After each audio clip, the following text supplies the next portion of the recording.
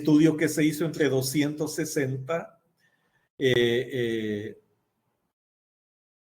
trabajos, 260 trabajos científicos sobre jóvenes, se descubrió lo siguiente, escuchen, dijeron que toda la investigación científica ahora muestra que desde el momento en que nace un bebé,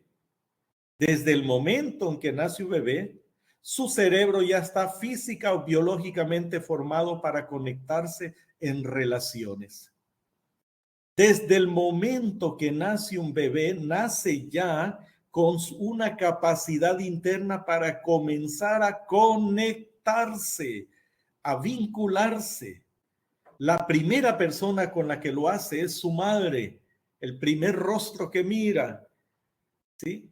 Y las personas de su entorno. Ahí el bebé está procesando ya con sus propias capacidades, está procesando así dinámicas de relación. O sea, el bebé empieza a darse cuenta que esos seres que están ahí son significativos para él.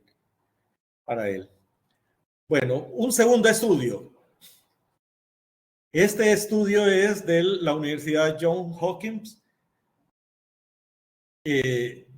Descubrieron en una evaluación que se hizo a 1,377 estudiantes de medicina durante 30 años, para que nos demos cuenta que no es algo así que se hizo nomás la carrera. Durante 30 años se descubrió que hay un factor común entre las enfermedades mentales, fíjese bien, un factor común entre las enfermedades mentales. ¿Cuál es ese factor común entre las enfermedades mentales? Es la falta de cercanía y de vínculos apropiados con los padres o con las personas que criaron a esas personas. Mire usted, en esas enfermedades mentales y algunas físicas como la hipertensión, los tumores malignos, enfermedades coronarias y suicidio, se descubrió, entre otras cosas, que hay un factor común.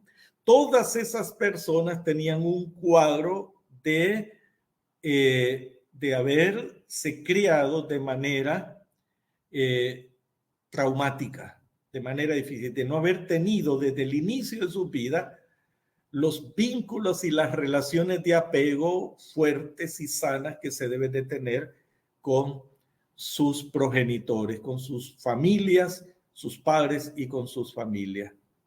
¿Por qué debería de sorprendernos a nosotros esto?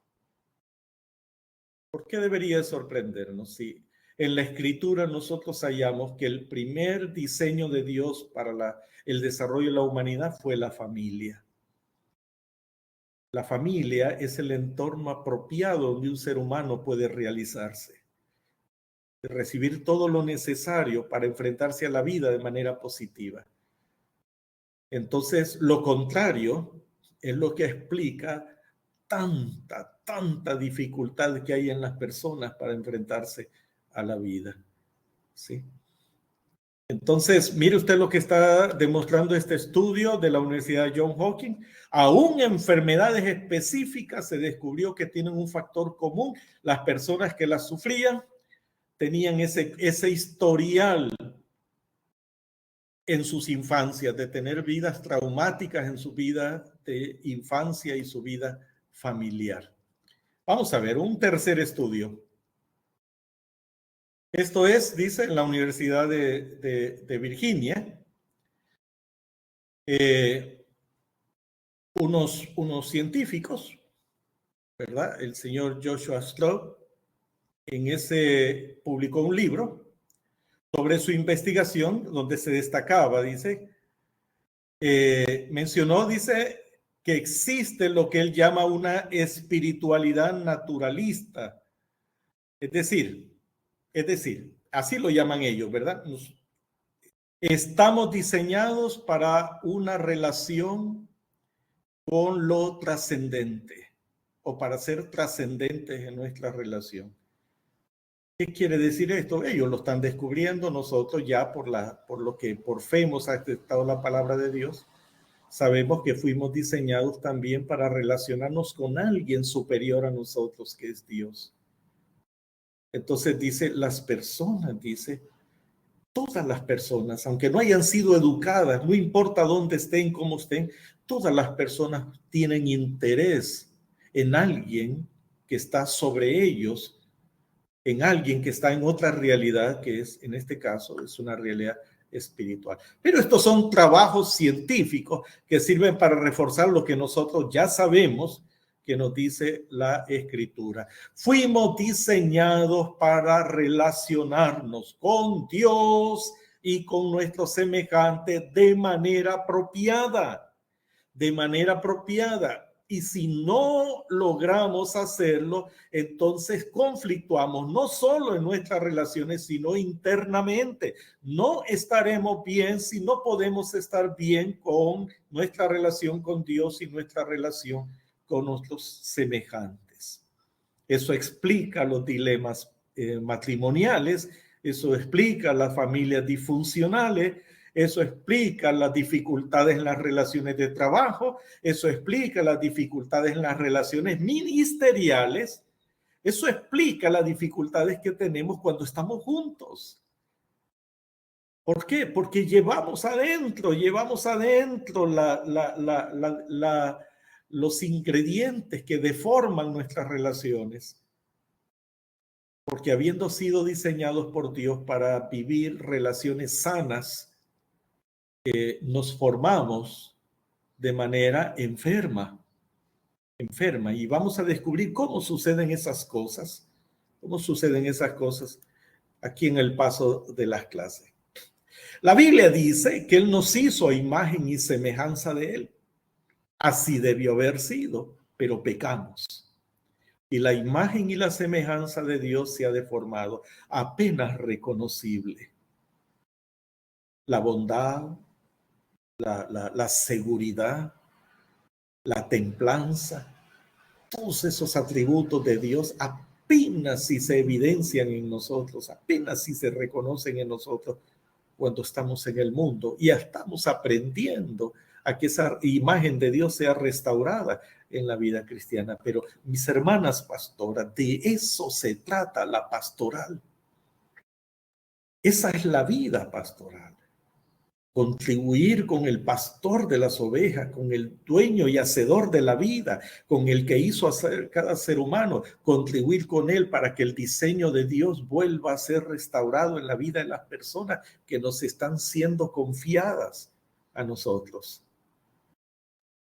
Todas esas personas que llegan a nuestro entorno no llegan ahí por casualidad. Son conducidas por el Señor y lo que Dios espera es que nosotros estemos sintonizados al proyecto de restauración de Él, de esa imagen suya. No hay otro que hacer. Por ninguna otra cosa nos va a aprobar el Señor cuando estemos delante de Él y entonces la obra de cada uno sea puesta a prueba en el tribunal de Cristo.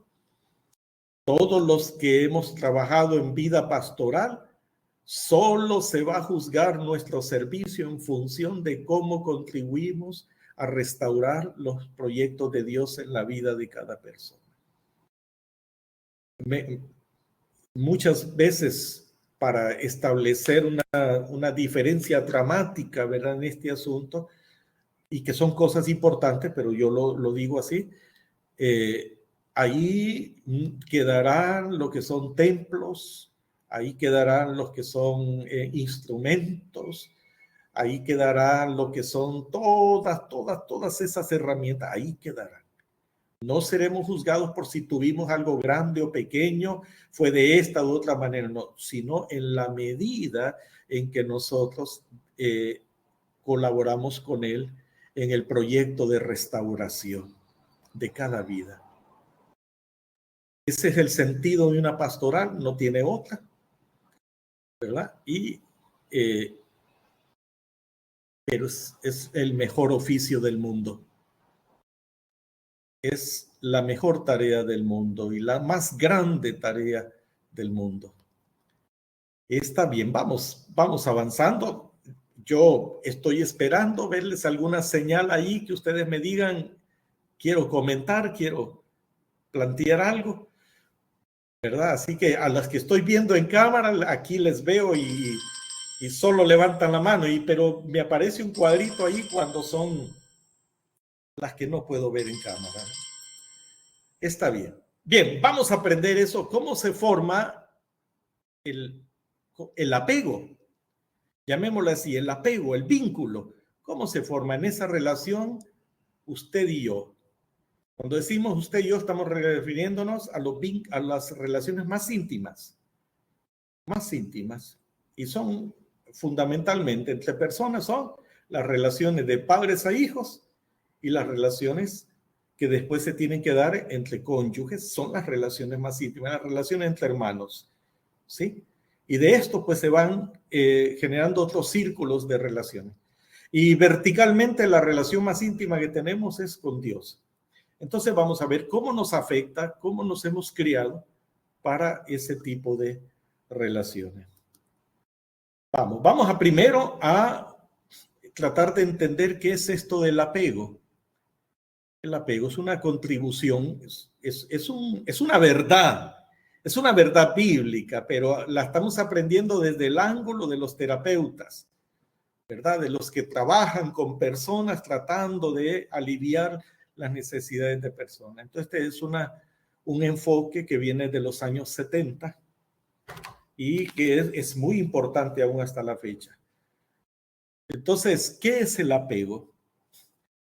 Esta teoría sugiere que nuestras relaciones tempranas con nuestros cuidadores, vamos a usar la palabra cuidadores para cualquier persona que haya sido la que nos cuidó. Cualquier persona, si no fueron directamente nuestros padres, muchos se crían con abuelos, muchos se crían con tías y algunos hasta con personas que no tienen vínculo consanguíneo. Pero mire qué importante es esto. Sugiere que nuestras relaciones tempranas, las de infancia, sientan las bases para construir nuestras relaciones de futuro en la edad adulta. Cómo funcionamos como adultos depende de cómo vivimos esa infancia en términos de relaciones. El comportamiento que tuvieron las personas que nos cuidaron, ¿sí?, en las interacciones sociales son las que determinaron cómo también nosotros nos configuramos emocional y socialmente. Cómo ellos nos trataron, nos configuraron a nosotros para vivir nuestras vidas de manera apropiada o no, funcional o no. Entonces, esta es una verdad que es ya ampliamente aceptada. La Biblia la respalda. La Biblia respalda eso, ¿verdad? De que la crianza determina la madurez. Instruye al niño en su camino, dice la Escritura, y aun cuando fuera viejo, no se apartará de él. Y eso va en dos direcciones, negativa y positiva. Instruye mal al niño en su camino y aun cuando sea viejo, no se apartará del mal. Instruye bien al niño en su camino y aun cuando fuere viejo, no se apartará de él. Lo que el niño reciba, bien o mal, en su infancia, en su adolescencia, es lo que determinará el estilo de vida que vivirá en su adultez. Ahora, para vincularlo con el trabajo pastoral, esa persona tarde o temprano, en algún momento que está en los planes de Dios, va a aceptar al Señor, se va a convertir a Él, va a venir a la iglesia, pero cuando viene a la iglesia trae toda la deformación con que fue deformado. Lo trae todo, completito. Es un error para nosotros pensar que delante de nosotros tenemos un fruto completo, ya una persona completada. No es así. No es así. Esto es importante entenderlo en la tarea pastoral, ¿verdad? Entonces, las personas llegan perdonadas, llegan consoladas, llegan ya con una nueva herencia, un nuevo nombre, una nueva posición en Cristo, todo lo que teológicamente nosotros sabemos, pero llegan deformadas. Deformadas, así llega esa persona, así levanta las manos por primera vez en su vida, ¿sí?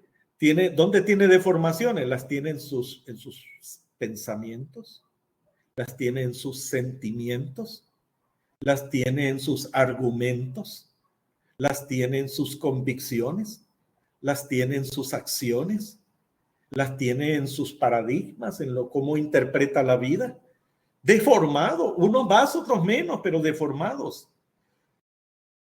Y esa es la tarea pastoral, contribuir con el Señor para la restauración, ¿verdad? De esa condición. Toda una vida en eso. Está bien. Bueno, ¿cuál es el tema central de la teoría del apego? El tema central es que los cuidadores, y ya le dije a usted que en la palabra cuidadores van los padres naturales, pueden ir los padres adoptivos, puede ir la abuela, puede ir cualquier persona que fue la que hizo la crianza. ¿Sí? En la teoría central el tema central de la teoría del apego es que los cuidadores principales que estuvieron disponibles y que respondieron a las necesidades del bebé de manera adecuada permiten que un niño se desarrolle con una sensación de seguridad. Lo hicieron bien, el niño crece seguro, se siente seguro, va a crecer seguro.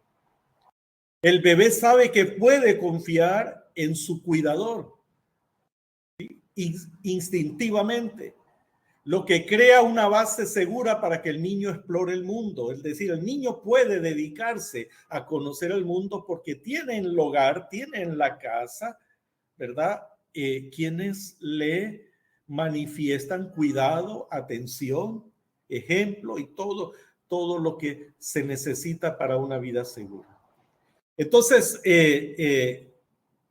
reflexiona el señor que hizo este estudio, John Bowlby, dice: la confianza ilimitada en la accesibilidad y apoyo que pueden brindar las figuras de apego constituye la base de desarrollo de una personalidad estable y segura de sus propias fuerzas. Lo vamos a decir ahora en palabras sencillas, que la confianza que generaron las personas que criaron bien, que tuvieron el mejor cuidado, le concedieron a la persona que se crió la posibilidad de enfrentarse de mejor manera a la vida. De mejor manera a la vida. Ahora, seguía siendo una vida de pecado. Seguía siendo una vida de pecado. Pero lo que estamos aquí tratando de decir es que en la iglesia nosotros tenemos personas que fueron criadas más o menos bien y personas que fueron criadas con toda la deficiencia y están ahí porque el Señor las amó. Todas eran pecadoras, el Señor las salvó, pero están en diferentes tipos de necesidades. Y vuelvo a decir lo mismo.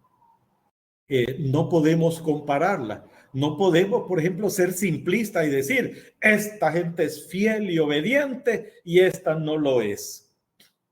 No podemos ser simplistas y decir eso, porque hallamos en ellos más colaboración, menos trabajo, menos complicación. No podemos decir, estas personas son las que de verdad aman a Dios, estas no la aman porque tienen mucha maña, porque tienen mucha dificultad, mucha inseguridad, mucho esto, mucho lo otro. No, no podemos ser simplistas en eso. Nosotros solo nos toca entender que las personas vienen en diferentes estados de necesidad y hay que enseñarles, hay que colaborar con Dios para la transformación de su vida. ¿Sí? ¿Cuándo será eso? Bueno, cuando el Señor venga o cuando nos mande a llamar, ¿verdad? Personalmente. Pero si alguien está pensando que esto debe ser algo que debe suceder más pronto, instantáneamente no, ¿verdad? Se ha equivocado de profesión. Sí, porque de eso se trata la labor pastoral. Bueno, vamos. Entonces, estos que llamamos estilos de apego, es decir, cómo llegó la gente a desarrollar su disposición para las relaciones, su disposición para los vínculos, ¿sí? Su forma de apego, ¿cómo la llegó a desarrollar? Bueno, hay dos caminos. Se llega a desarrollar una disposición a relacionarnos de manera segura cuando fuimos criados por personas que tenían esa disposición también, ¿verdad? Personas seguras, personas que amaban, personas que cuidaban, personas que nutrían. Entonces, así una persona crece más segura. Siempre pecador, ¿verdad? Pero será, por así decirlo, una vez que llega a Cristo, menos dolor de cabeza para el trabajo pastoral. Pero luego tenemos los apegos inseguros. O sea, el que no logró desarrollar formas de apego, vínculos, relaciones de manera segura, sino los inseguros. Entonces ahí tenemos lo que se llama el apego evitativo o evasivo, el apego ansioso o ambivalente y el apego desorganizado. Vamos a pasar a entender, ¿verdad?, estas formas inseguras de apego que se forman en la niñez, quiénes contribuyen a eso y qué características hay de esas cosas. ¿En qué le ayuda a usted? Usted cuando esté tratando con personas, usted dice, este probablemente tuvo una crianza difícil en este sentido y desarrolló una forma de apego evasiva, ¿sí? Eso, si usted lo va trabajando, lo entendiendo, eso hasta le va a orientar sus oraciones, ¿verdad? Y el trabajo que usted haga con esa persona. Vamos a ver. Aquí tenemos repitiendo el mismo asunto. Vamos a hacer aquí una especie de síntesis, pero luego lo vamos a desarrollar uno por uno. Estilos de apego en adultos. En adultos. Vamos a ver, tenemos el seguro y los inseguros. El estilo de apego que se basa en la confianza y la seguridad. Las personas tienen estas características. Tienen relaciones de confianza duraderas, o sea, les gusta perseverar en las relaciones y manifiestan confianza. Expresan emociones y necesidades, o sea, son personas expresivas en lo normal, expresivas. ¿Sí? Buscan apoyo social porque fuimos diseñados para vivir en relación con otros. Entonces es natural pedir ayuda. ¿Sí? Y no tienen miedo a ser dejados, al abandono, a vivir solos. ¿Sí? No tienen miedo de dejar de ser parte de una relación difícil, tóxica, porque sienten seguridad de que pueden, ¿cómo se llama?, ser parte de o construir relaciones seguras. Estamos hablando de una persona que básicamente ha sido criada normalmente, en la mejor normalidad posible. Es pecador, pero tiene estas condiciones. Ahora hablemos de los estilos de apego evitativo o evasivo. Solo le voy a pegar una leída para ir avanzando más adelantito. Las personas que tienen problemas en cuanto al apego, de manera que las vuelve evasivas, tienen problemas con la intimidad, no expresan emociones y necesidades con facilidad, no lo hacen con confianza, son reservadas, no suelen priorizar las relaciones íntimas. Y cuando hablo de relaciones íntimas, no hablo de la sexualidad nada más, sino de una forma de vida más profunda, entre parejas, entre amigos, ¿sí? Entre padres e hijos. Dice, manifiestan poca emoción en relaciones románticas. Por eso es que a la persona que tiene estas dificultades en la forma en que manifiesta sus relaciones se le llama evitativo o evasivo. Luego tenemos esta otra forma de relacionarse de manera ansiosa o ambivalente. Personas que normalmente viven con miedo al abandono. Basan su felicidad en la relación. Y usted me dice, ¿qué hay de malo en eso? ¿En que basen su felicidad en la relación? No, esto está equivocado. ¿Sí? Las personas no se deben unir para que la una sea la base de la felicidad de la otra. Eso es imposible. Solo Dios puede satisfacer a plenitud esa necesidad. Por eso nos recriminamos tanto entre parejas. Por eso nos duele tanto la falla de la pareja con relación a nosotros, porque estamos poniendo la carga en los hombros de la pareja de hacernos felices. Eso es imposible. No, estamos viviendo juntos para caminar una vida de apoyo mutuo, de paciencia mutua, de tolerancia mutua, entregándonos mutuamente, pero si yo tengo una expectativa así muy irracional de felicidad y quiero que mi pareja me llene de esa necesidad, lo que va a suceder en la vida es que voy a ir cambiando de pareja, porque ninguna lo va a lograr, porque es una expectativa irreal, no es real, no es posible. Un aspecto importante en la sanidad de la vida matrimonial es que las parejas aprendamos a renunciar a esa falsa expectativa y a liberar a nuestras parejas de la imposible tarea de hacernos felices. Eso no es posible. ¿Sí? Estamos cargando demasiado los hombros de nuestras parejas cuando hacemos eso. ¿Sí?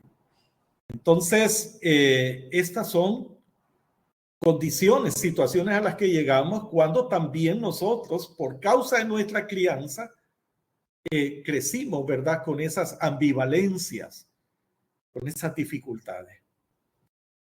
Está bien. Luego tenemos el estilo de apego desorganizado, ¿cómo se llama? Que es muy dramática, que es, por ejemplo, se manifiesta en una permanente relación de amor-odio y relaciones inestables. Miedo al abandono, pero dificultad para intimar. O sea, no se quiere estar separado de la persona, pero tampoco se puede tener intimidad con la persona. Siente que no puede confiar en los demás. Un rasgo distintivo de este estilo de apego desorganizado es que las personas son básicamente desconfiadas. Desconfiadas. Está bien. Aquí este cuadro es un cuadro de síntesis, ¿verdad? Sintetiza lo que vamos a ver un poquito más detalles más adelante. No sé si alguno de ustedes quiere preguntar algo o consultar ahorita. Está bien. Vaya. Todo muy claro, copiado. Hasta este momento, ¿verdad? Va así. Bueno, gracias, hermana Lisette. Gracias. Está bien.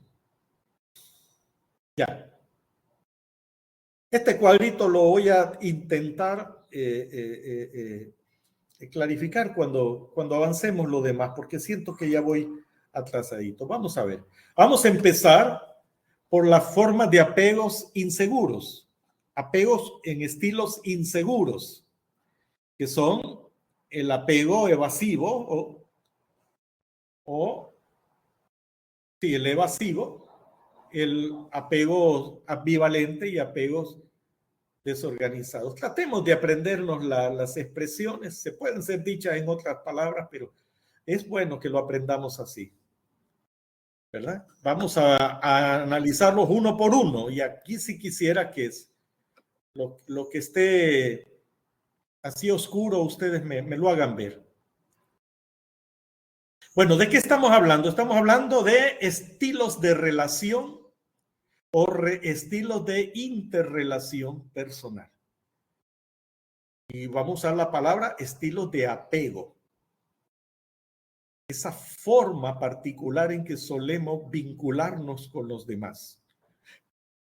Con los padres, con los hijos, entre hermanos, ¿verdad? Cónyuges, compañeros de trabajo, amistades, compañeros de iglesia, entre los hermanos en Cristo, los compañeros ministeriales. ¿Sí? Todas las facetas de la vida pueden ser afectadas por estas formas que tenemos de vivir las relaciones.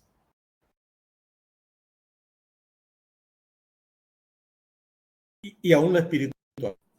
Entonces, comencemos. ¿Qué es el apego? ¿O quién es la persona que tiene por característica ser evasiva en sus relaciones interpersonales? Bueno, el apego evitativo es un estilo de apego que se Francia, la mayoría de ellas. O sea, desde que es muy temprano en la vida del ser humano, se empieza a deformar la persona de acuerdo a la crianza. Las personas con apego evitativo no buscan apoyo en otras personas, no toleran la intimidad emocional y es posible que no puedan construir relaciones profundas y duraderas. Ya cuando están adultos, esto es lo que los distingue, los caracteriza. ¿Qué se necesita en la vida en Cristo? Ayudarles. ¿Con qué? Con los medios de gracia, que Dios proporciona, ayudarles a poder, ¿verdad?, cambiar estos aspectos. Que sean personas que tengan por normal pedir ayuda, buscar ayuda, que puedan relacionarse a un nivel íntimo con las demás personas y duraderas y profundas. Bien, a este estilo de apego evitativo o evasivo también se le llama el de estilo de complejo desesperado. ¿Verdad? Desesperado. Estas personas tienen una visión pobre de los demás. O sea, no piensan bien, vamos a decirlo así en las palabras, no piensan bien de los demás, se acostumbraron a ellos. Desde muy temprano, de muy pequeño en sus edades conscientes, fueron defraudados tanto que llegaron a desarrollar una inclinación a juzgar muy pobremente a los demás, ¿sí? Dudan de las intenciones, desconfían de las intenciones de otros, desconfían de las emociones de otros, desconfían de las acciones de otros, ¿sí? Porque esa es su contextura emocional y se acostumbraron a eso. Tienen una visión demasiado inflada de sí mismo, ¿sí? Y tienen tendencias a la introspección. O sea, a estar siempre solo entretenidos en su propia concepción de sí mismos. Pues se acostumbraron también a eso, porque vivían bajo descuido en sus relaciones. Entonces el yo es más importante que los demás. Una persona así anda buscando siempre lo que le es beneficiosa para sí misma. Se puede expresar en las formas y en las cosas más mezquinas de la vida. Gloria a Dios. Permítanme un momentito, ¿verdad? Solo contesto un asunto.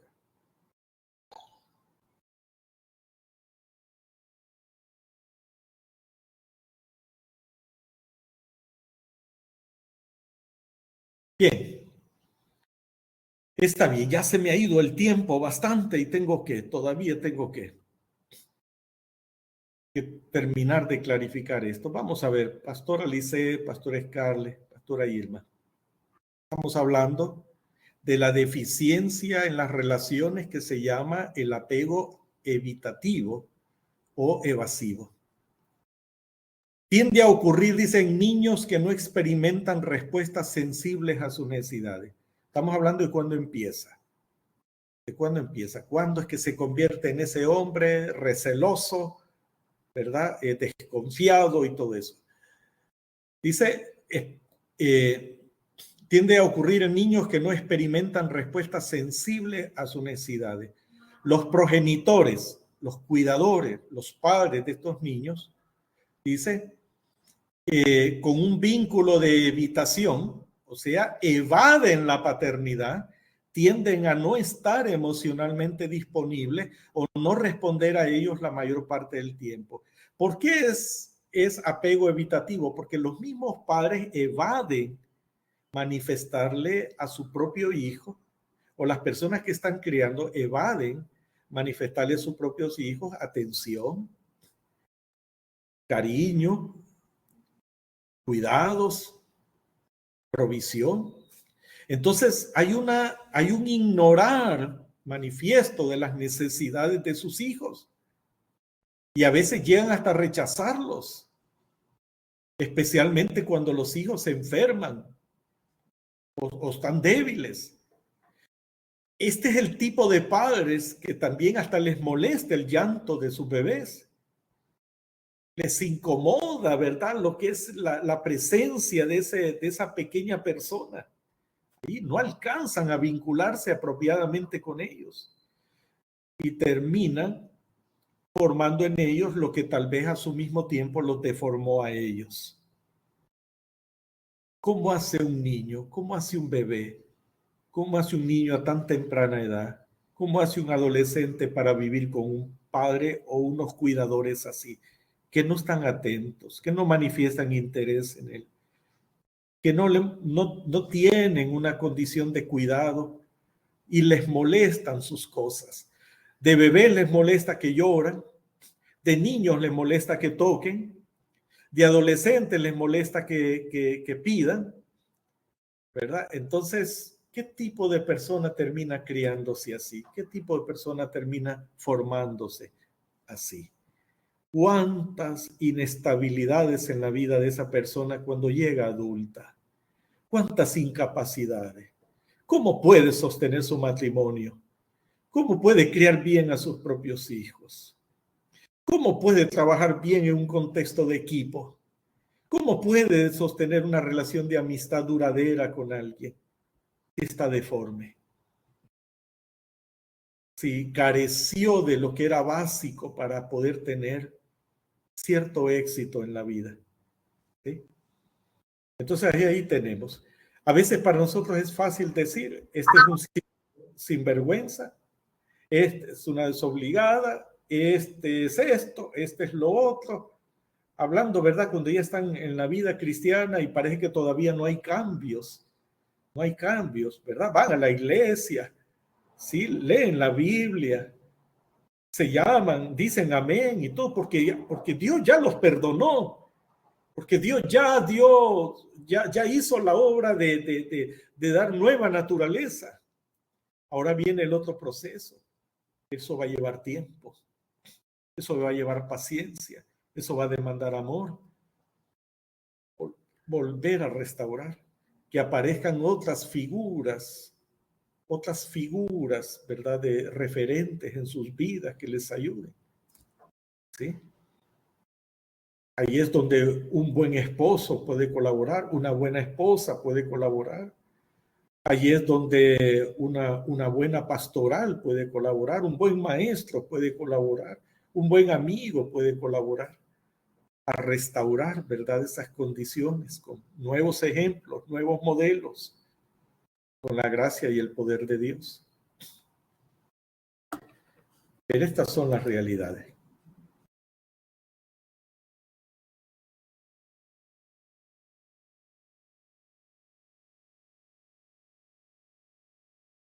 Amén. Me salí un momentito. Bien, vamos avanzando. ¿Qué sucede con el niño que tiene una crianza tan descuidada? Tan descuidada. Un padre o una madre o un entorno que se irrita porque llora, porque se ensucia, porque quiebra un plato y no reacciona normalmente. ¿Cómo? ¿A qué aprende? Bueno, el niño aprende temprano en la vida a reprimir sus deseos naturales. Lo primero que trata es ya de no provocar contra él la mala respuesta, aguantando, soportando. Tiene hambre y aguanta. Tiene necesidad y la aguanta. Tiene miedo y lo aguanta. Porque no quiere una mala respuesta. O no solo porque una mala respuesta, sino porque no esté ahí la persona que debe darle la respuesta. Entonces reprime su deseo natural de buscar a sus padres, sus madres, la persona que le cuida. Estos niños aprenden que, escuche, estos niños que después es el adulto que está en nuestras iglesias. Este es el niño que aprende que reconocer y mostrar angustia conduce al rechazo o al castigo. Por eso no manifiestan externamente, por eso no piden ayuda, porque aprendieron a reprimir esos deseos y esos sentimientos para evitar que les reprochen. Al no llorar o expresar abiertamente sus sentimientos, a menudo pueden satisfacer parcialmente al menos una de sus necesidades de apego, y es la de permanecer físicamente cerca de sus cuidadores.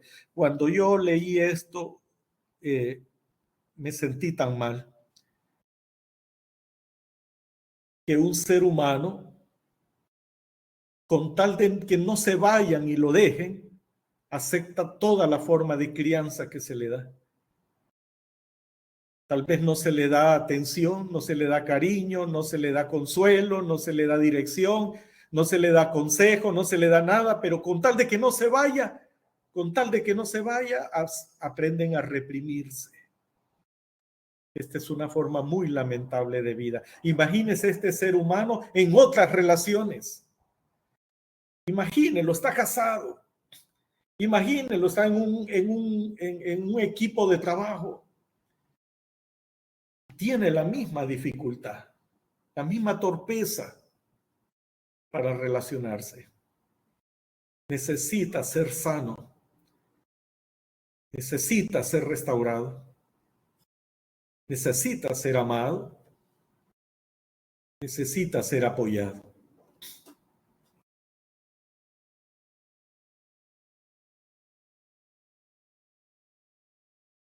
Desarrollar un estilo de apego evitativo en la niñez puede llevar a dificultades para formar relaciones cercanas. Ya lo manifestamos.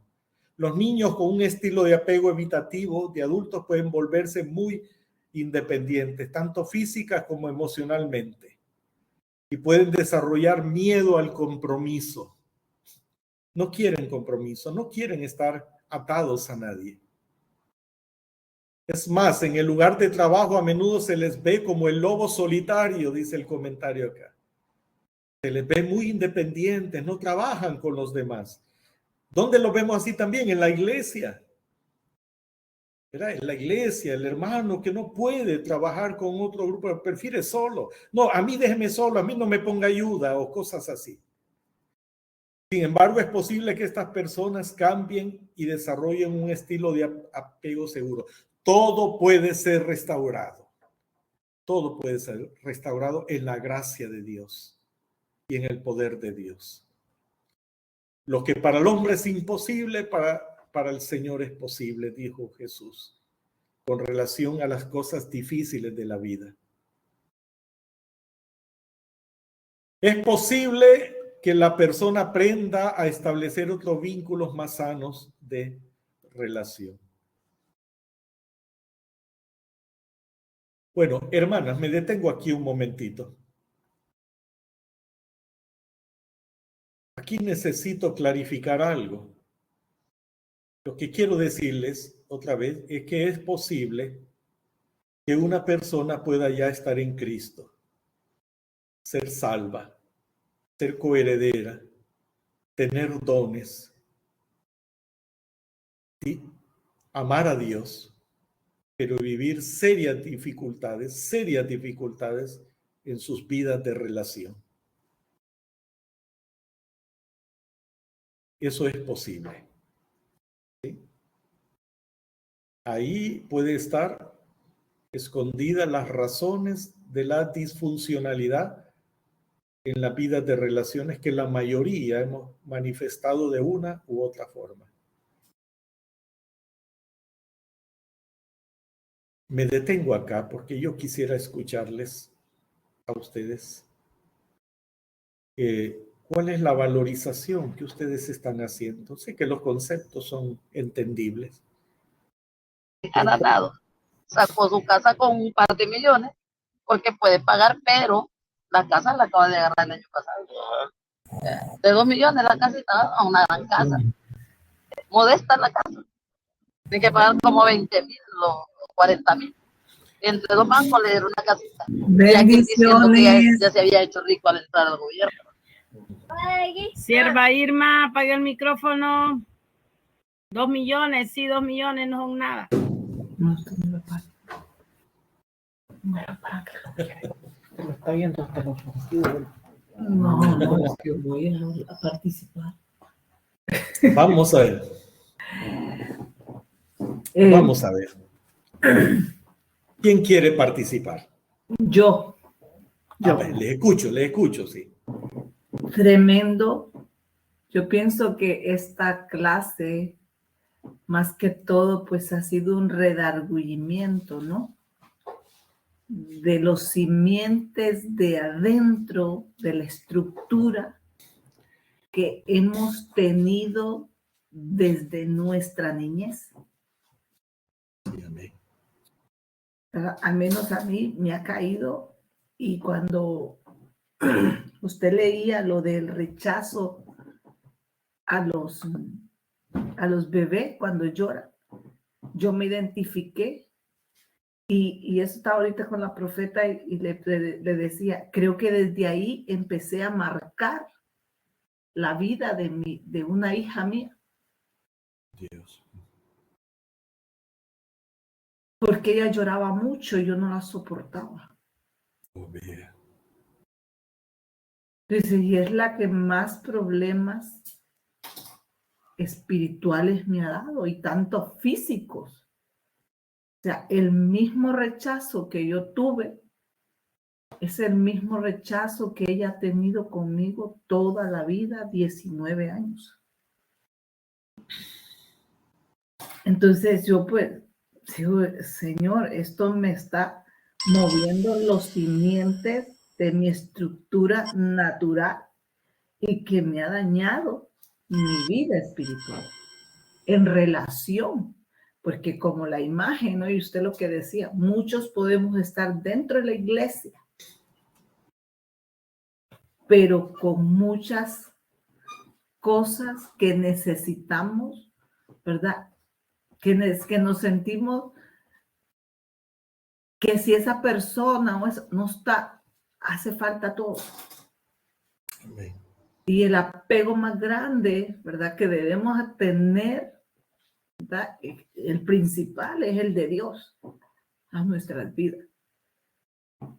Pero también valorar, ¿verdad? Yo al menos yo lo agarro para mí, esto lo agarro para mí, para ponerlo en práctica, ¿verdad?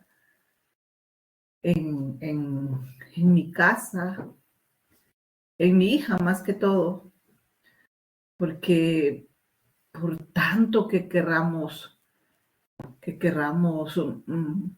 hacer en la vida espiritual, pero si no vamos construyendo las bases sólidas, primeramente en nuestra casa, no vamos a poder construir nada, absolutamente nada afuera, si la estructura no está y no tenemos eso, porque Usted también decía, ¿verdad? Que son 100 miembros, son 100 diferentes problemas, dificultades que hay que enfrentar. Porque pasa, cada uno, cada miembro necesita tener ese apego a sus autoridades. ¿Para qué? Para poder sacar. Todos necesitamos a alguien. Yo sé que Dios nos escucha, nos oye en nuestras oraciones, ve nuestra angustia, pero todos necesitamos a dónde ir, a quién acudir cuando estamos a reventar de todo. Y a veces como ministros, como hombres y mujeres que hemos sido llamados, ¿verdad?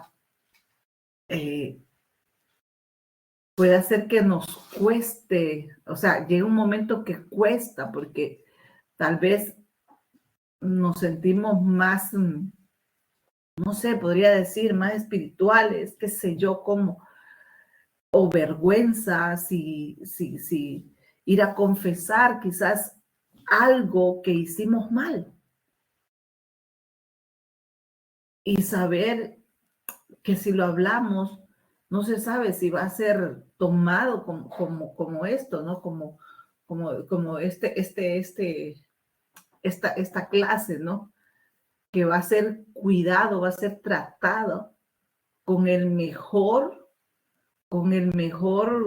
discernimiento, respeto, apego, tratar de traer una exhortación, pero al mismo tiempo traer una consolación a nuestras vidas, ¿verdad? Menos,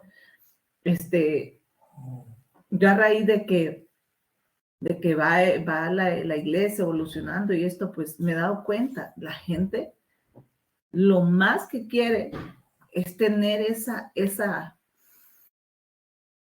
acceso ante la autoridad de Dios. Sí, amén. Lo más que busque es eso, tener aquello. Yo me acuerdo el año pasado que vino el apóstol, yo tenía una muchacha que para qué hasta el día de hoy me apoya, pero se ha distanciado un poco de la iglesia. Y cuando yo se la presenté al apóstol, se la presenté así como quien dice, ¿verdad? Sintiéndome orgullosa de ella. Pero inmediatamente el apóstol me exhortó, me corrigió, me exhortó y me corrigió y me dijo, no, así no puede ser. Porque yo prácticamente se la presenté como mi mano derecha. Entonces me dijo el apóstol, no, hija, no puede tener mano derecha. Usted lo que tiene que hacer y tratar de construir es un equipo y una familia. Porque no se puede, porque entonces usted la presenta a ella como su mano derecha, entonces los demás, ¿qué son? Sí. ¿Qué son? Sí. Entonces, para mí, le aseguro que me ha reventado esta clase. Me ha explotado de una manera que digo, wow. Empezar a retroceder. Muchas veces es necesario llevarnos al pasado para poder identificar lo que estás viviendo en el presente. Amén. Yo doy gracias al Hijo del Espíritu Santo por esto. Gracias, pastora, gracias. Gracias, compartimos su sentimiento y su apreciación, porque yo creo que todos hemos o estamos o hemos pasado por esta realidad. Y lo que duele en un momento encontrar que aquello que tanto resentimos en otros, nosotros hemos sido partícipes de ello. Sí. Sí, yo suelo decirlo aquí en mis clases, aquí, yo lo digo así, mi hogar es disfuncional. Me pregunté, ¿y por qué, hermano? Porque estamos aprendiendo a funcionar bien. Sí. A nivel conyugal, a nivel con mis hijos entre ellos, ¿sí? Porque he descubierto que no vivimos, ¿verdad? La idoneidad a la que el Señor nos quiere llevar. Pero eso es lo importante, darnos cuenta de nuestras necesidades. Y si nosotros las tenemos, solo pensemos, ¿verdad?, en los que vienen llegando o en los que están mucho tiempo comulgando en el Señor, pero que no ha habido todavía proceso de restauración, o que hemos caído en patrones de repetitivos, de volver como un círculo vicioso, de volver y volver y volver a lo mismo, que todavía no se ha concretizado una sanidad. Pero lo más feo, pastora Claudia, es haber aceptado eso como una forma de vida y seguir viviendo así. Eso es lo más terrible que puede pasarnos y que le puede pasar a nuestra gente. Que bueno, el Señor va a venir, viene pronto, o yo me voy a morir, o tarde o temprano va a pasar este mal. Pero no es la voluntad de Dios. La voluntad de Dios, dice su palabra, es nuestra santificación. Y la santificación significa restauración de los ideales de Dios en nuestras vidas. Hay que luchar muy fuerte, muy duro, hay que luchar en colaborar. Oiga, escúcheme esto, hermana pastora. Hay que luchar mucho en colaborar con Dios, no en hacerlo nosotros solos, en colaborar con Dios para que Dios pueda en nuestros ministerios, en nuestras iglesias, hacer esas operaciones de restauración. No hay mejor cosa a la que podamos dedicarnos, y no hay mejor galardón para un pastorado que ver que su gente está sanando, que su gente está caminando en libertad. Sí, amén. Entonces, dediquémonos a esto, aprendamos lo que hay que aprender, doblemos también nuestra rodilla, vertamos nuestras lágrimas cuando también nos damos cuenta que nosotros mismos hemos sido lastimados y hemos lastimado a otros, y que esta es la dinámica que la pecaminosidad nos enseñó, pero no es la voluntad de Dios. La voluntad de Dios es nuestra sanidad, nuestra liberación, nuestra restauración, ¿sí? Y tenemos que enseñar a vivir estas cosas. Estos jóvenes que van a la vida matrimonial, hay que ministrarlos en diferentes facetas de vida. Hay que confrontarlos. No podemos esconder la cabeza y decir, tal vez se van a portar mejores cuando ya estén casados, ¿sí? Hay que conducirlos, ¿verdad? Pero prepararlos para eso. A nuestros niños, hay que desarrollar ministerios poderosos dirigidos a los niños antes de que lleguen a esa condición de adulto tan perturbadora, tan deformada. Tal vez antes de eso se puede revertir esos procesos de deformación que empezaron a sufrir. Entonces, esta es la tarea. Y otra vez le manifiesto, hermana pastora, así estamos y así hemos estado todos. ¿Sí? Termino con estas otras dos formas de apego inseguro. O sea, de estas dos formas, estas dos dinámicas en que se forman individuos con dificultades para relacionarse, para decirlo así de esa manera. Y le vamos a llamar que es el apego ambivalente. Cuando decimos ambivalente, nos vamos a referir a los criadores. Aquí hay dos nombres, el apego ambivalente o el apego de ansiedad. Pero la ansiedad la desarrolla el criado, el que ha sido criado. La ambivalencia la ha tenido el que ha criado. ¿verdad? Y las dos dificultades se juntan para deformar a otra persona y entorpecer la vida de otra persona. Vamos a descubrir qué es eso. ¿Qué es eso? El apego ambivalente o ansioso es uno de los 4 estilos relacionados descritos, dice por estos investigadores. Se trata de un patrón de comportamiento caracterizado por una gran inseguridad y miedo al abandono, que se manifiesta en todo tipo de conductas. Fíjese bien, una persona que vive tan insegura en sus relaciones con otros, de que está seguro que le van a abandonar, de que siente profunda ansiedad de que le van a abandonar, de que no van a permanecer con ella. ¿Dónde se crió esa ansiedad? De que no puede tener un cónyuge, no puede tener un amigo, no puede tener una relación normal con otras personas sin pensar de que tarde o temprano la van a dejar, la van a abandonar. ¿Sí? ¿Cómo dio lugar a esto? La principal causa, dice, de la formación del apego ansioso es una conducta ambivalente. ¿De quién? De los padres. Durante los primeros años de vida del individuo.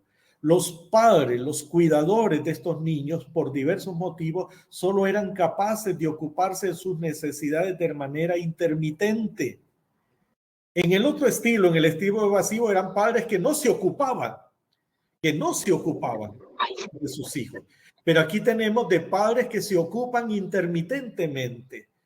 O sea que por algunas razones que pueden ser válidas o no, por algunas razones, estos padres no están presentes todo el tiempo en la vida de sus hijos.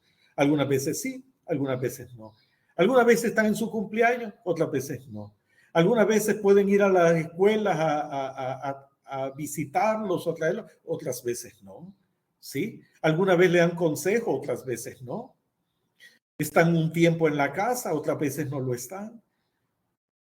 Aquí tenemos también la circunstancia muy de moda en nuestro tiempo de padres que trabajan mucho, que están todo el día afuera y cuando ya llegan a su casa sus hijos ya no están acostados o simplemente no tienen la fuerza para poder atenderlos. Entonces hay una intermitencia en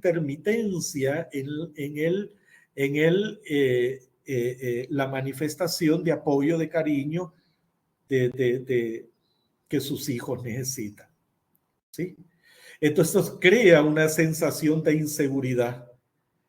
Acostumbra a esta nueva persona, que es el hijo, acostumbra a ver por un tiempo a las personas que le cuidan, que le aman, y no verlas por otro tiempo. ¿Sí? Y como eran niños, entonces valoraban de que había tiempos en donde eran el objeto del interés de sus padres y otros tiempos que no eran el objeto del interés de sus padres. ¿Sí?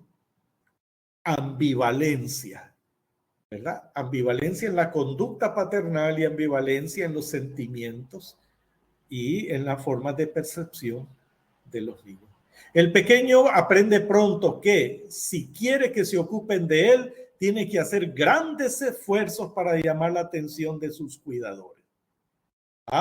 Mire, ahí tenemos el niño que hace cosas para llamar la atención. ¿Sí? Que pueden ser desde berrinches hasta meterse en problemas o hasta expresarlo, decirlo, pero él quiere la atención permanente, ella quiere la atención permanente, porque su estructura psicológica, emocional, sus percepciones, sus sentimientos de seguridad se están formando en ese momento. ¿Sí? Pero en la forma de vida que llevamos, las formas de trabajo que existen y todo, estamos creando hijos ineptos para la vida. ¿Sí? Ineptos para la vida. Entre más complejas son nuestras sociedades y más demanden que los individuos estén dedicados a la empresa, al trabajo, a la vida laboral o a la vida ministerial, entonces los hijos tienen más posibilidad de deformarse en estas direcciones. Y esto es la realidad, ¿verdad? La realidad en la que vivimos. Sin embargo, dice, sin embargo, como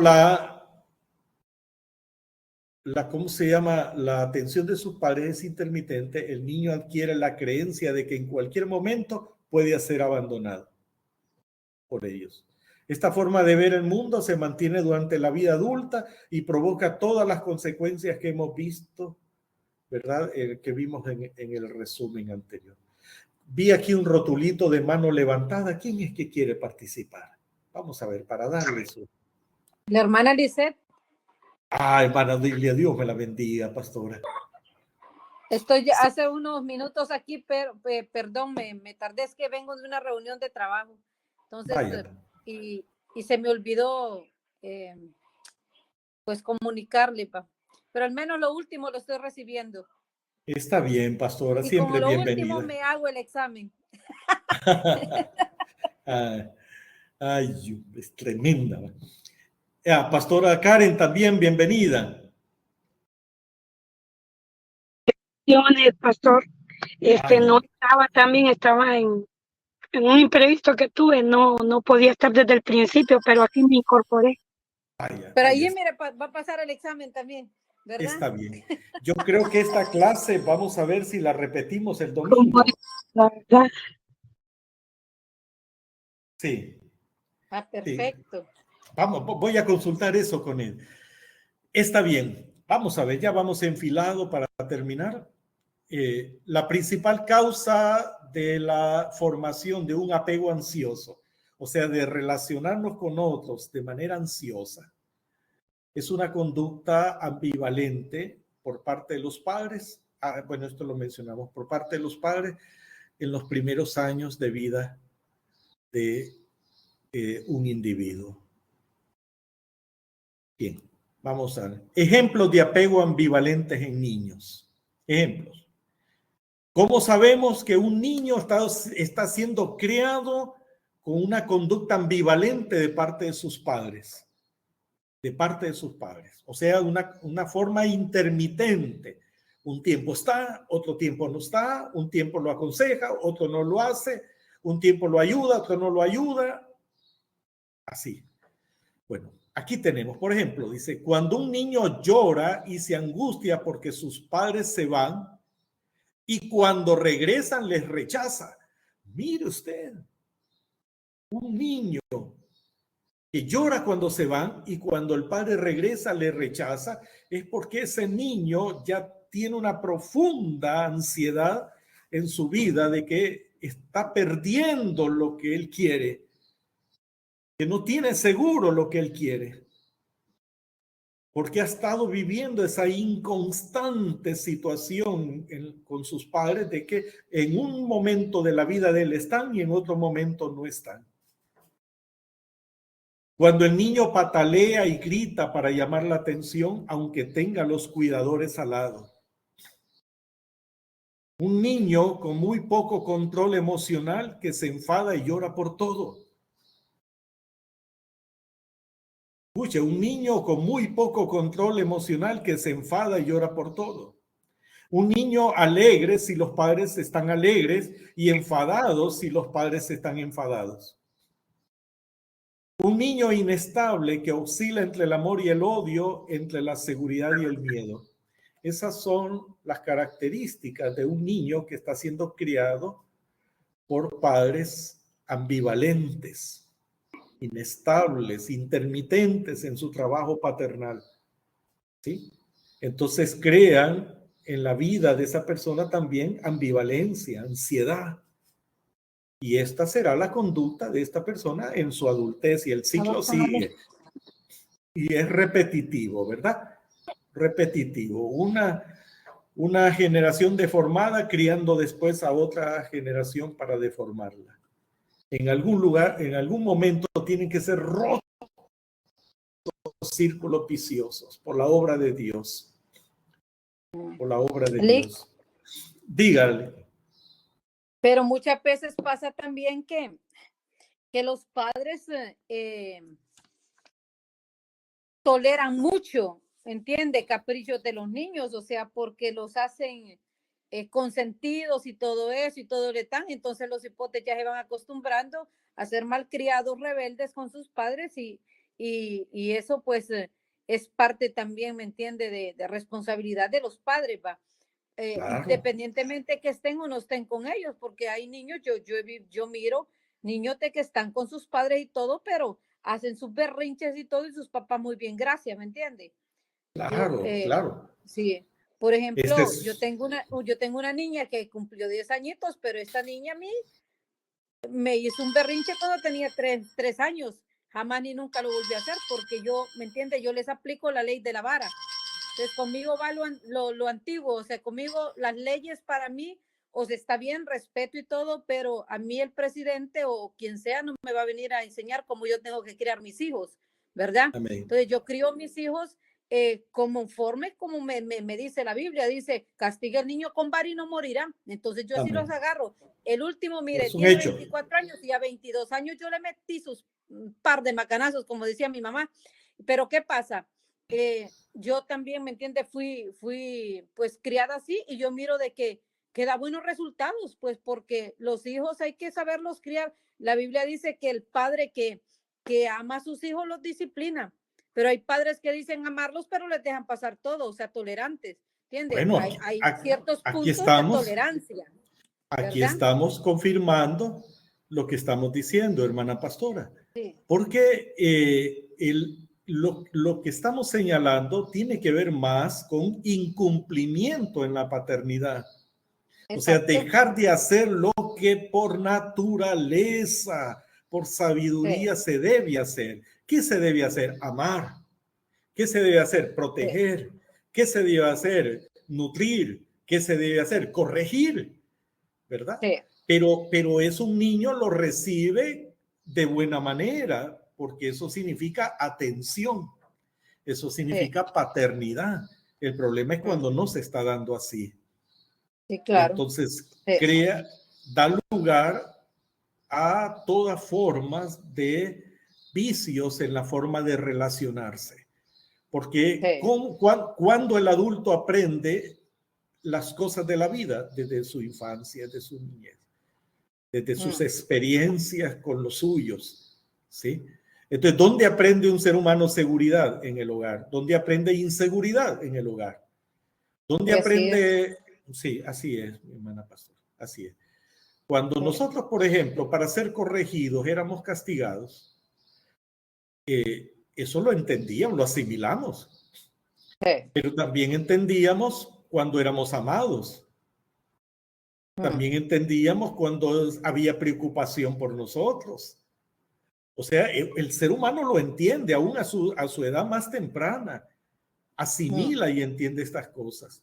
Pero cuando hay estas formas de abandono, estas formas de ambivalentes de vivir,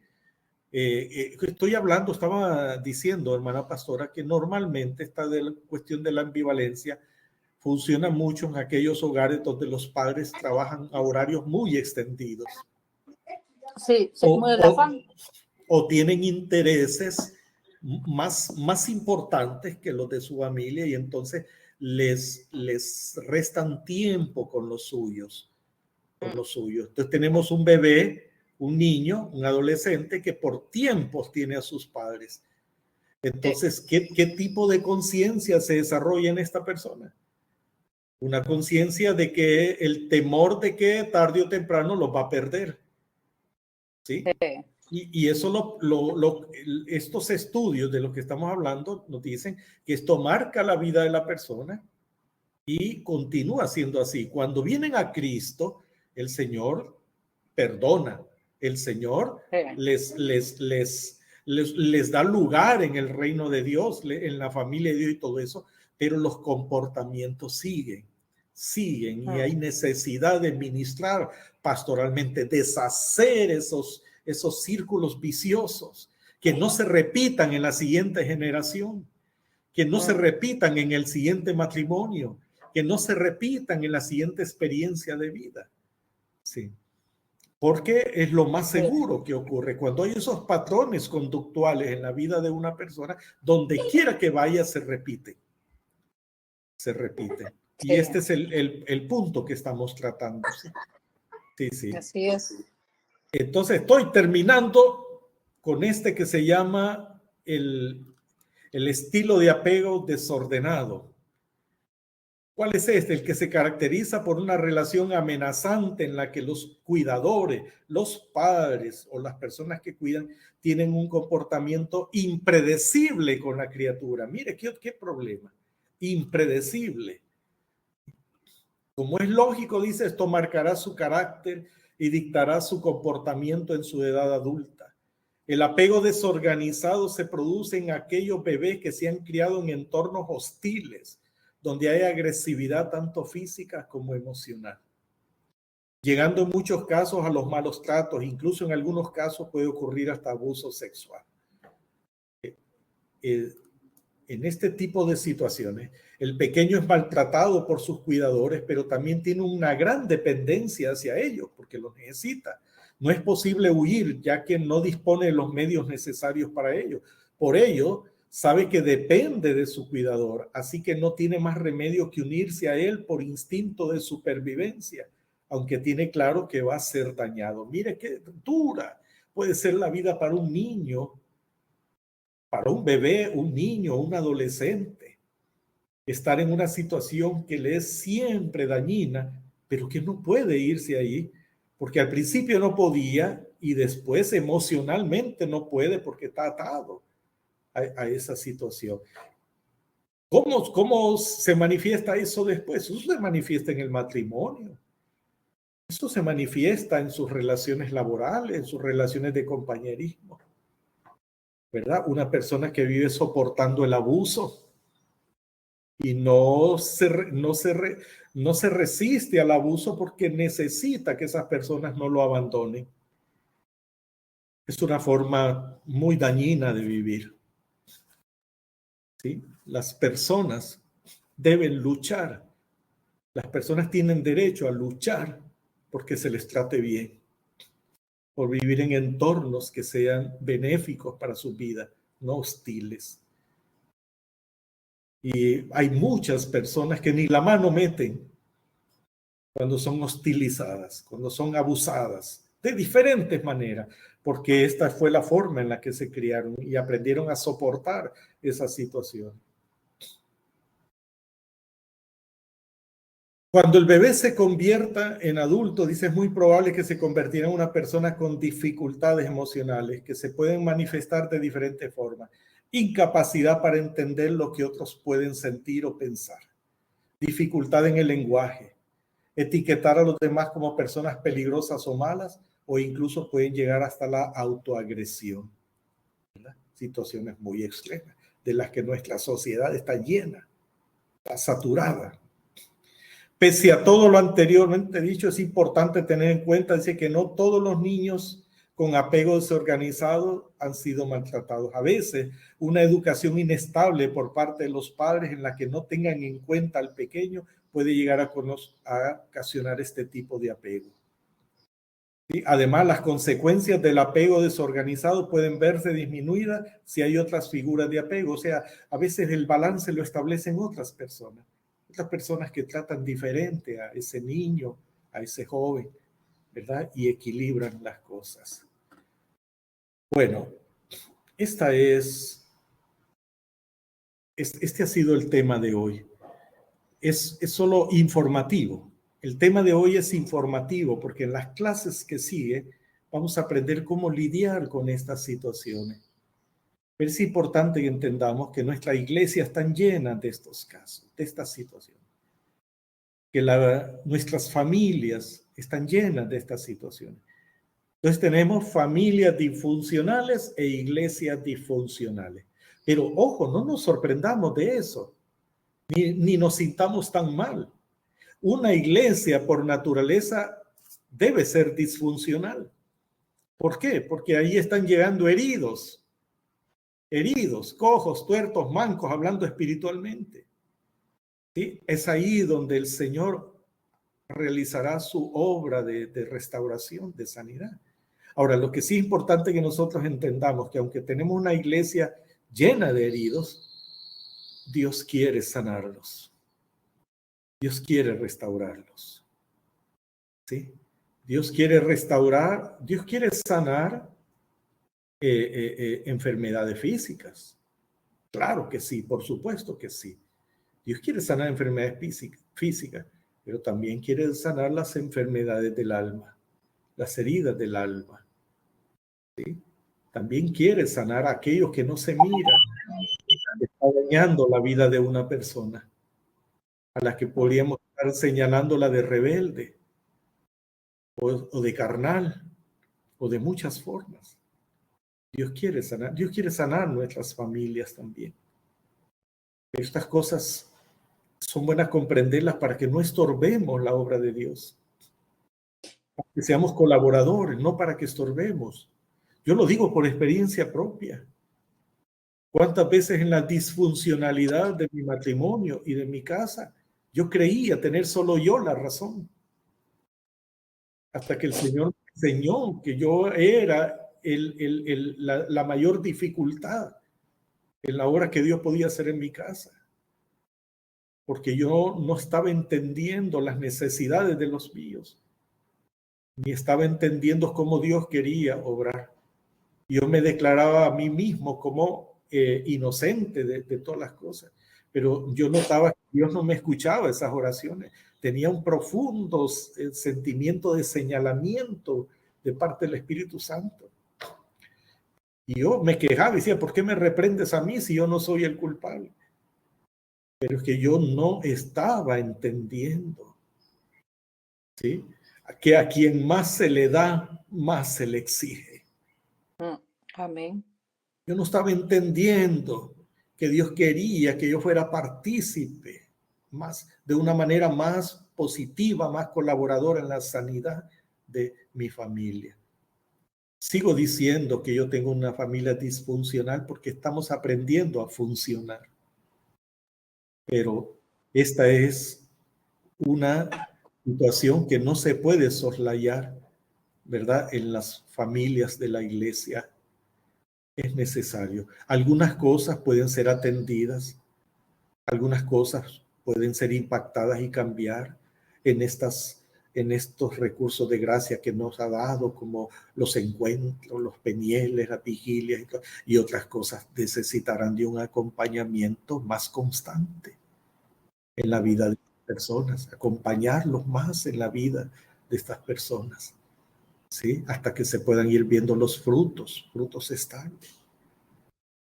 Pero eso vamos a hablar más adelantito, ¿verdad? Estamos ya llegando al final, ya agotamos el tiempo de la clase. Y siempre decirles, Dios no se equivocó con nosotros y nos llamó al ministerio. No se equivocó. Él ya sabía de dónde cojeábamos. Pero también Él sabe lo que puede hacer en nosotros y con nosotros. Así que somos los instrumentos de Dios para bendecir la vida de muchas personas. Vale la pena dedicarnos a ello, pero la tarea no será fácil, porque hay que lidiar con todo lo grotesco, con todo lo oscuro, con todo lo difícil, con todo lo deformado en la vida de las personas, como Dios ha lidiado con nosotros. Esta es la más hermosa labor del mundo, la vida pastoral. Así que gracias, hermanos, por haber tenido la paciencia hoy de haber aguantado este tema, y pido en Dios que le dé mucha sabiduría, mucha gracia, ¿verdad? Para que ustedes sean restauradores de portillos caídos, de verjas caídas, como decía el profeta Isaías, que ustedes sean abridores de cárceles, ¿sí? Que ustedes sean restauradores de vidas.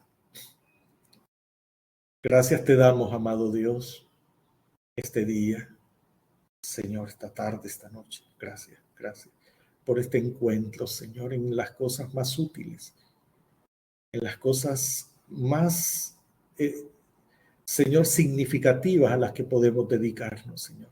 Todo lo que tiene que ver con tu reino, con lo que tú amas, Señor Dios, para aquello que para ti es valioso. Señor, gracias por inmiscuirnos en ellos, por vincularnos a ellos. Gracias, Señor, porque aún nosotros mismos necesitados de restauración nos haces partícipes de la restauración de otros, Señor, porque así, Señor Dios, tú manifiestas tu poder, tomando lo débil, Señor, y tú te haces fuerte en ello. Gracias, gracias por cada una de mis pastoras, Señor. Las bendigo, Señor, esta tarde. Pastora Claudia, Señor, con Pastora Scarlett ahí en su casa, con los que están en su casa en este momento, Señor, dales, Señor, tiempos significativos, Padre, de alegría y de contentamiento. Y Pastora Odilia, dale descanso de sus trabajos, Señor Dios, Padre eterno. A Karen, Señor Dios, y Eliseo, Padre, dales fuerza para poder atender las tantas tareas, Señor, que han sido puestas sobre sus hombros. Y Pastora Irma, Señor, y Vilma, Padre, bendecilas en gran manera, Dios amado. Bendecilas en gran manera, Señor, haciéndoles fructificar aún más en sus ministerios. Dios bendito. Gracias, nos despedimos, Señor, en tu nombre. Amén. Amén. Bueno, bendito sea. Amén, amén. Les dejo y voy a ver si esta clase la volvemos a dar, porque algunos no pudieron estar y otros tuvieron una intermitencia de entrada y salida, ¿sí? Pero si no, estos recursos los pongo ahí, ¿verdad? En la plataforma. Hago eso porque no todo lo que yo aquí trabajo con ustedes lo saco del libro, sino que lo complemento. Hermano, quedó grabada. ¿Está grabada? Sí, la grabé, yo la voy a subir a la plataforma. Vaya, está bien, hermano. Escucha, mire, al menos el hermano Januario nos ayuda con eso, porque en exámenes nos topa ahí con un montón de foros y hasta en inglés los tira. Le digo, imagínese ya, apenas masticamos el español y vamos, imagínese. Escóndase, hermano Januario, escóndase. Mejor me retiro, Dios lo bendiga. Maravillosa clase, pastor, maravillosa clase. Si quedó grabada, es muy bueno que la puedan escuchar nuestros compañeros. Como dijo la pastora Claudia, escudriña a nosotros mismos primero, ¿verdad? Todo nuestro ser, y también nos hace entender la gran responsabilidad que tenemos con la gente que nos toca el trato diario. Así que no se pierdan de escucharla, ¿verdad? Los que no pudieron completa, porque es hermosa clase. Gracias a ustedes. Gracias, hermana Eliseth. Gracias. A todas ustedes. Que Dios me les bendiga. Bendiciones. Buenas tardes. Buenas noches. Buenas tardes allá. Buenas noches. Bendiciones a todos, todas. Bendiciones. Bendiciones.